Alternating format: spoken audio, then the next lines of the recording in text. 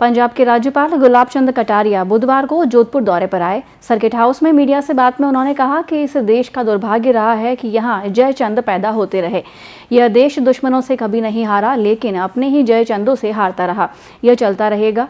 ये देश अपनी बहादुरी से कभी नहीं हारा है, पर अपने ही घर के दुश्मनों के कारण से देश को कई बार उतार चढ़ाव देखने पड़े।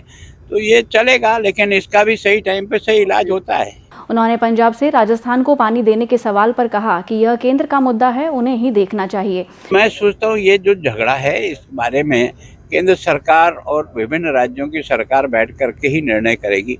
हमारे लेवल पर उसका निर्णय नहीं होता। उन्होंने ऑपरेशन सिंदूर को लेकर कहा कि पहली बार नामकरण किया गया वो हृदय को छूता है। हमारे देश में महिलाओं का अपमान कभी नहीं हो सकता है।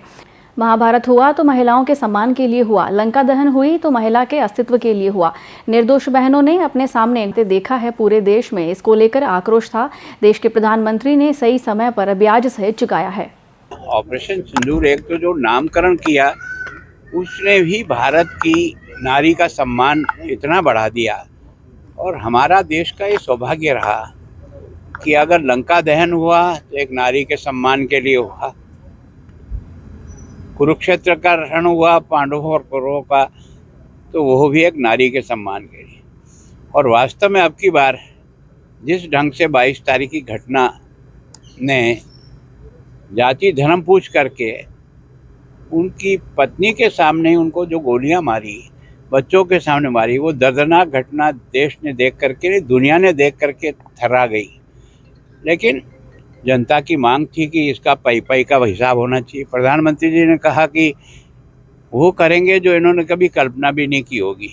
और वास्तव में जिस बुद्धिमानी के साथ तैयारी करके उनके सारे स्थानों को एक ही झटके में साफ करके 100 आतंकवादियों को ढेर किया, उसके बाद जब उन्होंने एक्शन किया तो हमने भी उसका रिएक्शन किया।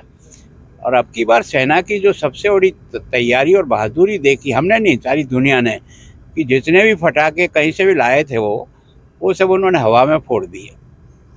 और उसके कारण से केवल पाकिस्तान को सबक नहीं है, जो आसपास के भी कुछ छेड़खानी करते हैं ना, उनको भी समझ में आ गया कि ये 62 का भारत नहीं है, ये 2025 का नरेंद्र मोदी के और एक तरह से देश के नेतृत्व राजनाथ सिंह जी के नेतृत्व में भारत की फौज है। फौज तो पहले भी बहादुरी थी, जब भी युद्ध हुआ भारत की फौज हमेशा जीती 62 को छोड़ करके।